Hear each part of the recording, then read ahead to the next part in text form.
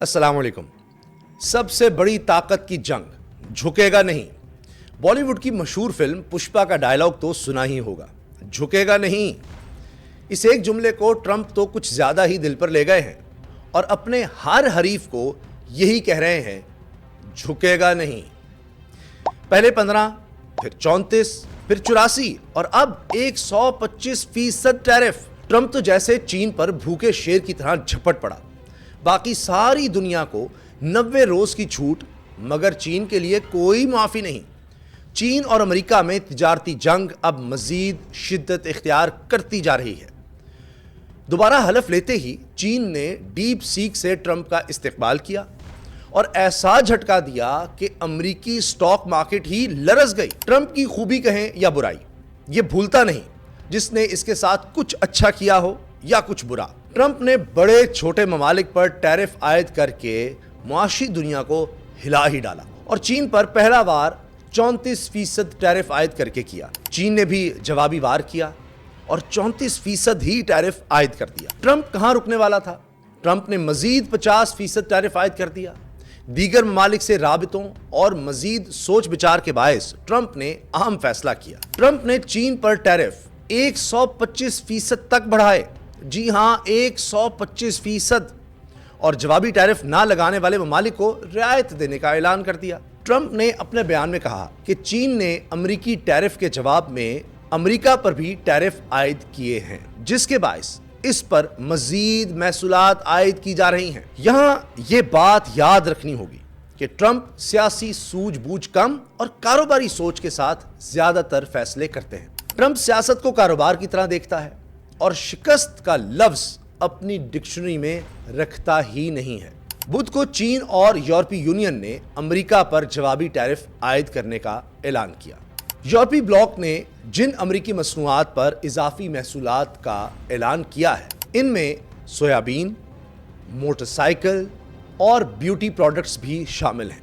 ये महसूलात 15 अप्रैल से नाफिज होंगे। यूरोपीय यूनियन ने ये इक़दामात अमेरिका की तरफ से आलमी सतह पर स्टील और एल्यूमिनियम की बरामदात पर आयद करदा महसूलात के बदले में लिए हैं। यूरोपीय कमीशन ने कहा ये जवाबी इक़दामात किसी भी वक्त मुअत्तल किए जा सकते हैं, बशर्ते कि अमेरिका एक मुनसिफाना और मुतवाज़न मुज़ाकराती तस्वीर पर रजामंद हो जाए। सदर ट्रंप ने बुध को कई तिजारती शराकतदारों पर नए टैक्स नाफिज किए, जिनमें चीन की मसनूआत पर 104% टैरिफ भी शामिल है। चीनी वजारत खजाना ने कहा कि अमेरिका से दरामदात पर इजाफी टैरिफ की शरह 34% से बढ़ाकर 84% कर दी गई है। बयान में यह भी कहा गया कि वाशिंगटन की ये कार्रवाइयाँ बैनुल-अक़वामी तिजारती निज़ाम को शदीद नुकसान पहुँचाती हैं। पिन पॉइंट एसेट मैनेजमेंट नामी तंजीम के सदर और चीफ इकोनॉमिस्ट डॉन जी विंग योंग ने कहा कि चीन ने आज वाज़ेह पैगाम दिया कि हुकूमत तिजारती पॉलिसियों पर अपने मौक़िफ़ पर डटी रहेगी। चीन की वजारत तिजारत ने एक और बयान में कहा कि वो 6 अमेरिकी आर्टिफिशियल इंटेलिजेंस की कंपनियों को ब्लैक लिस्ट करेगी, जिनमें शील्ड AI इनकॉर्पोरेटेड और सैरा नेवाडा कॉरपोरेशन शामिल हैं। इन कंपनियों ने ताइवान को हथियार फरोख्त किए और फौजी टेक्नोलॉजी पर ताइपे से ताउन किया था। तिजारती जंग मुसलसल शिद्दत इख्तियार कर रही है। यूरोपीय यूनियन ने भी अमेरिका पर टैरिफ आयद कर दिया है। यूरोपीय यूनियन ने अमेरिकी सदर डोनाल्ड ट्रंप की जानिब से आयद करदा टैरिफ के खिलाफ पहला बड़ा इकदाम उठाते हुए 20 अरब यूरो से जायद मालियत की अमेरिकी मसनूआत पर जवाबी टैरिफ की मंजूरी दे दी। मुंतखब अमेरिकी मसनूआत पर इन जवाबी टैरिफ की शरह 25% तक होगी और इनका इतलाक 15 अप्रैल से शुरू हो जाएगा। जैसी सोच ट्रंप की है वैसी ही इनकी टीम की भी है और लहजा भी वैसा ही कड़वा है। एक इंटरव्यू के दौरान अमेरिका के नायब सदर JD वैंस ने चीनी शहरियों को गंवार कह दिया। नायब सदर JD वैंस ने अमेरिकी टीवी इंटरव्यू में कहा कि आलमी मईशत ने अमेरिका को समझ क्या रखा है। अमेरिका बहुत ज़्यादा कर्ज लेकर वो चीज़ें खरीदे जो दूसरे ममालिक हमारे लिए बनाते हैं। हम चीन के गवारों से रकम उधार लेते हैं ताकि वो चीज़ें खरीद सकें जो चीन के गवार तैयार करते हैं।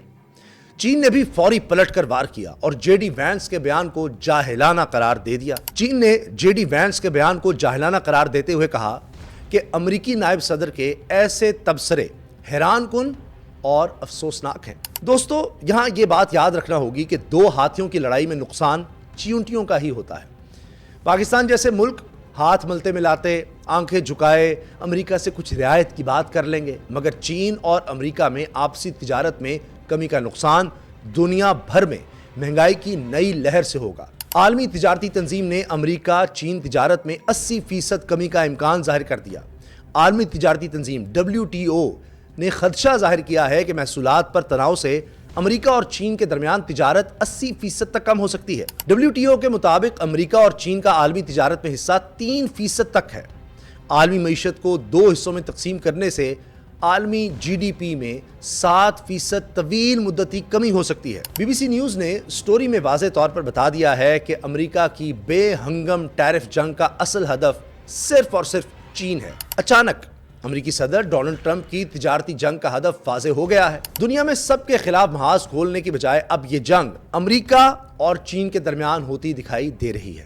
درجنوں ممالک پر چند دن قبل لگائے جانے والے اضافی ٹیرف کو 90 دن کے لیے روک دیا گیا ہے، لیکن آئی فون سے لے کر بچوں کے کھلونے بنانے والے ملک یعنی چین، جو مجموعی امریکی درآمدات کا 14% سامان مہیا کرتا ہے، کے ساتھ سخت برتاؤ کے تحت 125% ٹیرف کے لیے چنا گیا ہے۔ چین کے امریکی درآمدات پر 84% محصول عائد کرنے کے اعلان کے بعد امریکی صدر ٹرمپ نے اپنے پہلے رد عمل میں کاروباری اداروں پر زور دیا کہ یہ امریکہ منتقل ہونے کا درست وقت ہے۔ ٹرمپ کے لیے یہ معاملہ صرف عزت یا سادہ جوابی کارروائی کا نہیں، یہ وہ ادھورا کام ہے جو وہ اپنی پہلی صدارتی مدت میں نہیں کر پائے تھے۔ ٹرمپ کا مقصد عالمی تجارت کے اس طے شدہ نظام کو ختم کرنا ہے جس میں چین کو دنیا کی فیکٹری کی حیثیت حاصل ہو چکی ہے۔ ٹرمپ کی سوچ اس حوالے سے کیا ہے، یہ سمجھنے کے لیے ہمیں ماضی میں اس وقت میں جانا ہوگا جب کسی نے یہ سوچا بھی نہیں تھا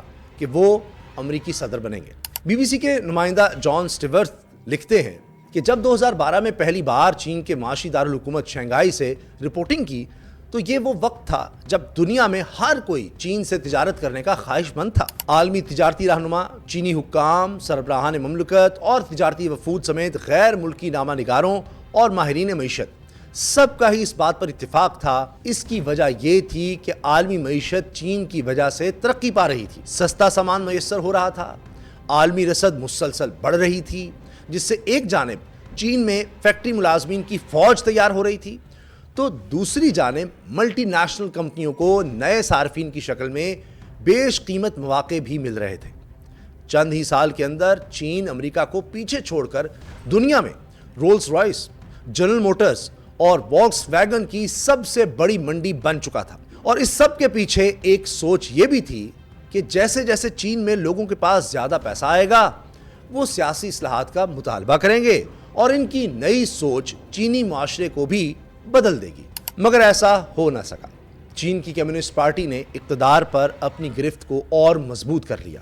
2015 میں میڈ ان چائنا، 2025 میں پالیسی شائع ہوئی جس میں اہم مصنوعات کے شعبوں میں بشمول الیکٹرک گاڑیوں کے ریاست کی مدد سے اپنی فیلڈ کا سربراہ بننے کا خواب ظاہر کیا گیا۔ ایک سال بعد دنیا کے لیے ایک غیر معروف امریکی سیاسی شخصیت نے صدر کے عہدے پر نظر جمائی اور ساتھ ہی یہ تصور پیش کیا کہ چین کے عروج نے امریکی معیشت کو کھوکھلا کر دیا ہے اور مقامی ملازمین نوکریاں اور عزت نفس کھو رہے ہیں۔ ٹرمپ صدر بنے تو تجارتی جنگ کے پہلے دور کا آغاز ہوا اور چین کی معیشت پر عالمی اتفاق رائے ٹوٹ گیا۔ ان کے بعد آنے والے صدر جو بائیڈن نے چین پر ٹرمپ کے عائد کردہ زیادہ تر ٹیرف کو ختم نہیں کیا۔ اس کے باوجود اگرچہ چین کو بہت تکلیف پہنچی، معیشت کے ماڈل کو مکمل طور پر تبدیل نہیں کیا جا سکا۔ چین دنیا بھر میں 60% الیکٹرک گاڑیاں تیار کر رہا ہے اور ان کی اکثریت مقامی کمپنیاں خود بنا رہی ہیں، جبکہ 80% بیٹریاں بھی چین میں ہی بنتی ہیں۔ اب ٹرمپ واپس آ چکے ہیں اور جنگ کے نئے دور کا آغاز ہو چکا ہے۔ شاید یہ عالمی تجارتی نظام کو پہنچنے والا سب سے بڑا دھچکا ہوتا اگر ٹرمپ نے چند دن قبل بہت سے ممالک پر لگائے جانے والے ٹیرف کا فیصلہ واپس نہ لیا ہوتا۔ چین کی معاشی مضبوطی کا دار و مدار برآمدات سمیت مقامی منڈی پر ہے اور یہ دونوں ملک کے سیاسی نظام کی بقا کے ساتھ ساتھ ملکی سالمیت سے بھی جڑی ہوئی ہیں۔ اطلاعات پر کنٹرول برقرار رکھنے کی خواہش کی وجہ سے یہ مشکل ہے کہ چین امریکی ٹیکنالوجی کمپنیوں کے لیے دروازہ کھولے۔ ٹرمپ اکثر کہتے ہیں کہ ٹیرف اچھے ہوتے ہیں۔ وہ مقامی طور پر سرمایہ کاری کو فروغ دینے اور امریکی کمپنیوں کو ملک میں کام کرنے کی ترویج دیتے ہیں تاکہ ٹیکس میں اضافہ ہو سکے۔ اور اگر چین کو یہ لگا کہ ٹرمپ کی جانب سے ٹیرف لگانے کا اصل ہدف وہی ہے تو پھر شاید ان کے پاس مذاکرات کی کوئی وجہ نہ ہو۔ ایسے میں دنیا کی دو بڑی معاشی طاقتیں شراکت داری کے بجائے ایک ایسی جنگ میں داخل ہو جائیں گی جس میں جیتنے والا عالمی معیشت کی سب سے بڑی طاقت بن جائے گا۔ اور اگر ایسا ہی ہوا تو یقیناً ایک بہت مختلف اور ممکنہ طور پر خطرناک مستقبل ہمارے سامنے آ سکتا ہے۔